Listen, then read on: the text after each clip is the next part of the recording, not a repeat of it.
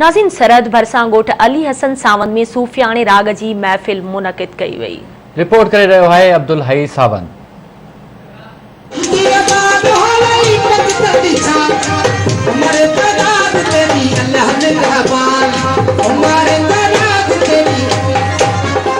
सूफ़िन जे अमन ऐं प्यार जे पैगाम खे आम करण लाइ सरहद भरिसां ॻोठ अली हसन सावंत में सूफ़ियाणे राग जी महफ़िल कोठाई वई। सूफ़ियाणे राग जी महफ़िल में इलाइक़े वासियुनि ऐं सूफ़ी फ़क़ीरनि वॾे अंग में शिरकत कई। सूफ़ियाणे राग जी महफ़िल में दरगाह ॿुॾल साईं जे फ़क़ीरनि सूफ़ियाणा राग पेश करे वेठलनि मथां वजद तारी करे छॾियो।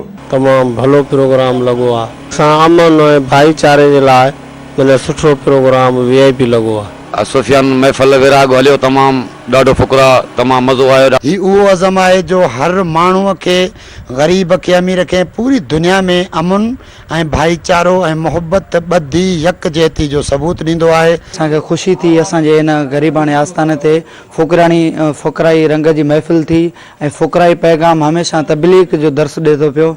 सूफ़ी अज़म ज़ात ऐं पात खां मथां थी करे इंसान ज़ात जे लाइ बहितर पैगाम आहे, जंहिंजी पैरवी करण सां माण्हुनि खे क़ल्बी सुकून मिले थो। कैमरामैन राणा रियाज़ सां गॾु अब्दुल हई सावंत, आवाज़ TV, सरहद।